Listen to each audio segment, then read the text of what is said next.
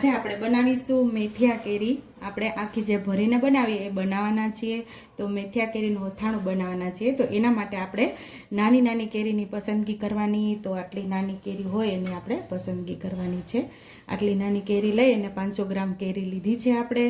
અને અહીંયા આપણે 60 થી 70 ગ્રામ જેટલા રાઈના કુરિયા અને મેથીના કુરિયા પણ 60 થી 70 ગ્રામ જેટલા છે. અને 100 ગ્રામ આપણે અહીંયા મેથી લીધેલી છે. અને અહીંયા આપણે તેલ લીધું છે. એ આપણે મસાલાના વઘાર માટે અહીંયા આપણે મસાલિયાની અંદરથી હિંગ, હળદર અને લાલ મરચાં પાવડરનો ઉપયોગ કરશું. ને અહીંયા છે આપણું નિમક. અને પહેલાં આપણે બે મસાલાને દરદરા કરી લઈશું પલ્સ મોડ ઉપર. અહીંયા આપણે મેથીના કુરિયા પણ ઉમેરી દઈશું અને રાઈના કુરિયા પણ ઉમેરી દઈશું. અહીંયા આપણે ગેસ ચાલુ કરી દીધો છે અને તેલને આપણે ગરમ થવા રાખી દઈશું. અહીંયા આપણે મસાલો પણ સરસ દરદરો કરી લીધો છે મિક્સર જારની અંદર. તો બાઉલમાં ઉમેરી દેશું આવી રીતે.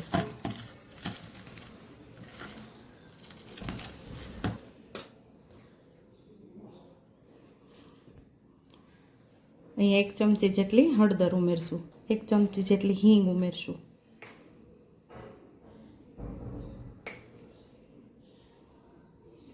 અહીંયા 3 ચમચી જેટલું આપણે મીઠું અત્યારે ઉમેરશું. પછી વધતું ઓછું થશે તો આપણે પછી ઉમેરી દઈશું. હવે સાઈડ ઉપર આપણું તેલ ગરમ થવા રાખી દીધું છે. આપણે અહીંયા મેથી બાઉલની અંદર ઉમેરી અને આખી રાત આપણે આને પલાળવાની છે. અહીંયા આપણું જો નીચેથી બબલ થવા માંડ્યા છે અને ધુવાળા પણ નીકળવા માંડ્યા છે. તો મસ્ત એવું આપણું તેલ ગરમ આવું કરી લેવાનું અને થોડી વાર પાછું આપણે એને ઠંડુ થવા દઈશું. થોડીક વાર આપણે તેલને ઠંડુ થવા દીધું છે. વચ્ચે આપણે હિંગ ઉમેરેલી છે, એની ઉપર જ આપણે પહેલા તેલને રેડવાનું છે. અહીંયા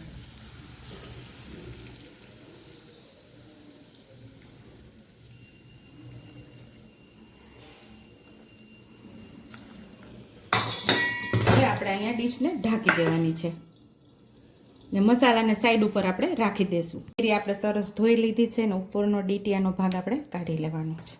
આવી રીતે આપણે એને કાપા કરવાના છે, આડા અને ઊભા. આવી રીતે આમ કાપા કરી અને વચ્ચેથી આપણે ગોઠલીનો ભાગ એ કાઢી લેવાનો છે.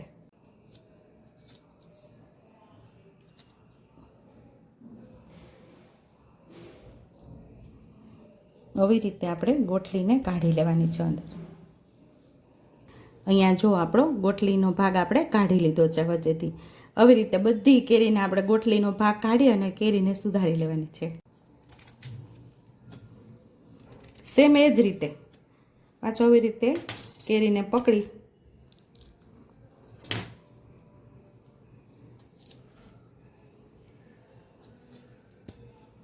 આવી રીતે આપણે ગોઠલીને બહાર કાઢી નાખવાની છે.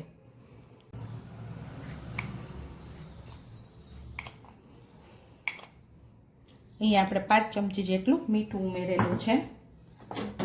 1 ચમચી જેટલી હળદર ઉમેરશું. સરસ આપણે મિક્સ કરી દઈશું.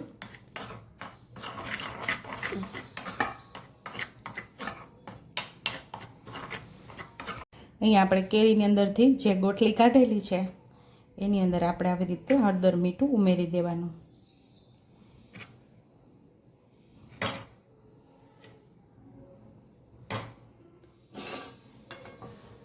આવી રીતે આપણે કેરીને રાખતા જઈશું બાઉલની અંદર.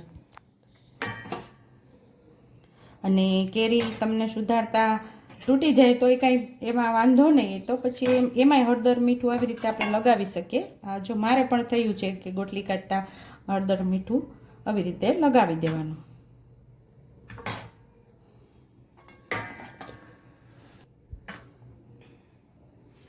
તો અહીંયા આપણે હળદર મીઠું ચડાવી દીધું છે અને 8 થી 10 કલાક આપણે રાખી દઈશું. અને વચ્ચે વચ્ચે આપણે ઊંચું નીચું કરતું રહેવાનું.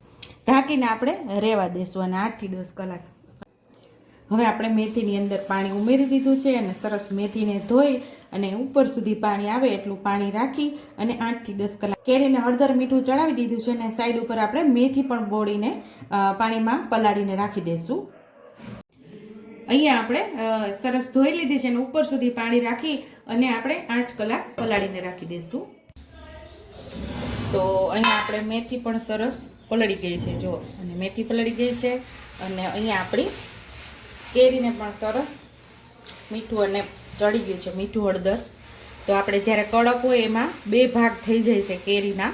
અને હવે આપણે કોઈ કેરીની અંદર ગોટલી રહી ગઈ હોય તો આપણી કેરી પોચી પડી ગઈ હોય, જો મેં એકાદી ગોટલી રાખેલી છે આની અંદર, તો તમે આવી રીતે ખોલી અને ગોટલી કાઢી શકો છો અંદરથી. હજી આપણે આને કેરીને સૂકવશું એટલે સાવ નીકળી જશે. તો આ કેરીને બધીને આપણે આમાંથી કાઢી લેશું.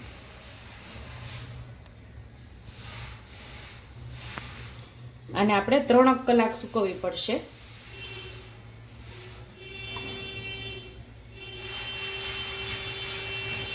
આ કેરીને એવી રીતે સૂકવવાની કે સાવ સુકાઈ પણ ના જાવી જોઈએ અને અંદરથી ભીની પણ ના હોવી જોઈએ.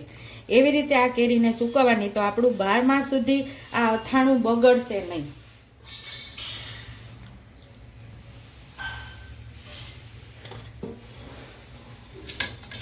આવી રીતે પાણી નિતારીને બધી કેરીને આપણે પંખા નીચે સૂકવી દેવાની છે.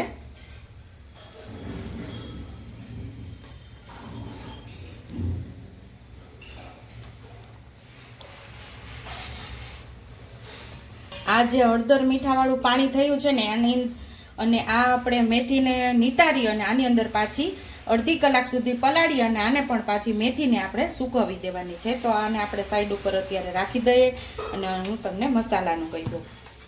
અહીંયા આપણો મસાલો એકદમ સરસ ઠંડો થઈ ગયો છે. તો 4 ચમચી જેટલો અહીંયા લાલ મરચું પાવડર લીધેલું છે અને એ આપણે અંદર મિક્સ કરી દેવાનું છે.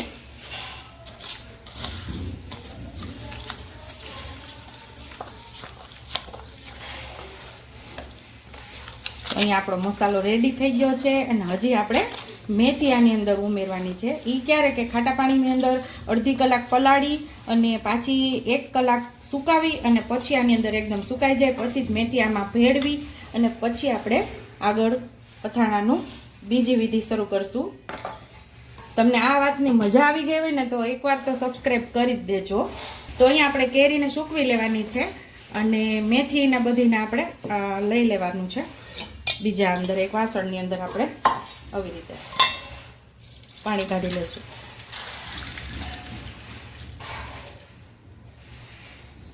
પછી આ મેથીને આપણે ખાટું જે પાણી તૈયાર થયેલું છે ને હળદર મીઠાવાળું અને કેરીવાળું એની અંદર આને અડધી કલાક આપણે પલાળી દઈશું મેથીને.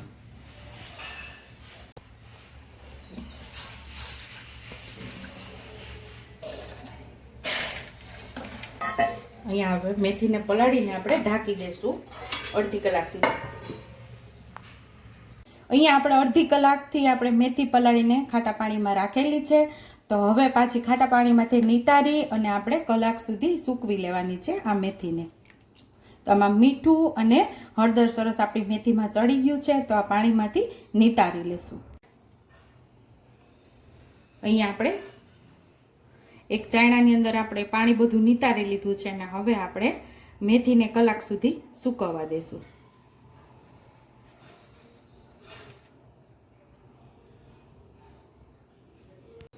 હવે કોઈ કોટનની ચૂની કે કિચન નેપકિન ઉપર આપણે સરસ પોળી કરીને સૂકવી લેવાની છે.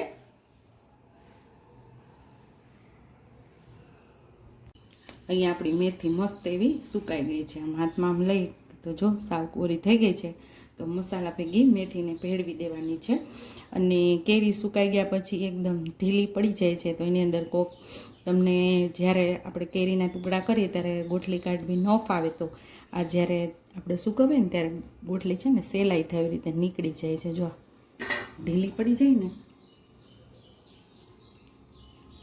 તો એવી રીતે આપણે ગોટલી કાઢી શકીએ. જો નીકળી જાય સરળતાથી ગોટલી નીકળી જાય છે. હજી થોડી આપણે આ ભીની છે એટલે એને થોડી વાર સુકાવા દઈશું હજી. તો આમાંથી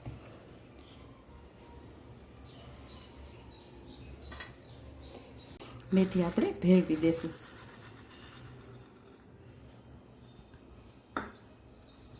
તો બધી મેથી આપણે આની અંદર ભેળવી દેવાની છે.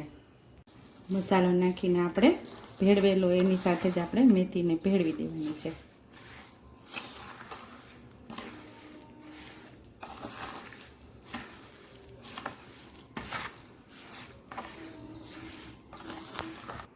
અહીંયા આપણી મસ્ત એવી કેરી પણ સુકાઈ ગઈ છે. મસાલો સરસ ભેળવી દીધો તો ને આપણે એક બરણી લઈ લીધી છે. નીચે તળિયામાં થોડો આપણે મસાલો ઉમેરી દઈશું.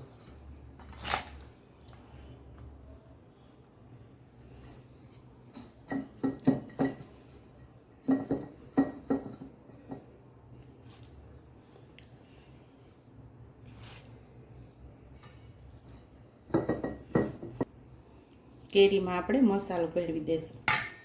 ભરી લેવાનો કેરીમાં મસાલો આવી રીતે મસ્ત.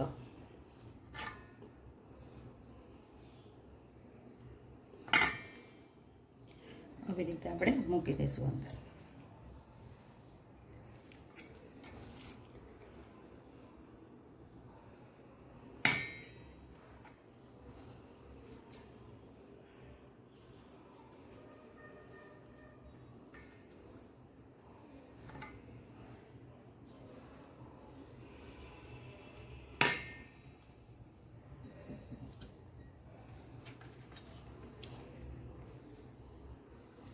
તો બધી જ કેરીને આવી રીતે આપણે ભરી લેવાની છે ને બરણીમાં આપણે ઉમેરતા જઈશું, ભરતા જઈશું અને કેરીને પણ પાછી બરણીમાં આપણે મૂકતા જઈશું. કેરી આપણે ભરી લઈએ પછી પાછો કેરીની ઉપર એક થર આપણે મેથીને મસાલો ભેળવેલો છે ને એ ઉમેરી દેવાનો છે અંદર. પછી પાછી કેરી ભરીને અંદર ઉમેરી દેવાની. પાછી આવી રીતે ભરવાનું મસ્ત અથાણું.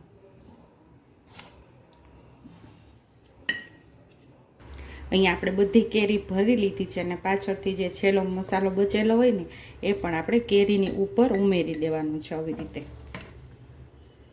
એક થર કેરીનો અને માથે પાછો એક થર મસાલાનો. આવી રીતે આપણે અથાણા ભરવાના હોય છે બરણીની અંદર. અથાણાને આપણે બરણીની અંદર ભરી લીધું છે અને તેલ પણ ગરમ કરી અને એક સાઈડ ઉપર રાખી દીધું છે. ઠંડુ થાય પછી બરણીની અંદર આપણે ઉમેરી દઈશું અને ડૂબડબા આપણું અથાણું તેલની અંદર રહેવું જોઈએ તો જ આપણું અથાણા આખા વર્ષ સુધી એવા ને એવા સરસ રહેશે. અને આપણું આ અથાણું આખા વર્ષ સુધી એવું ને એવું રહેશે, કાળું પણ નહીં પડે અને લાલ ચટક રહેશે.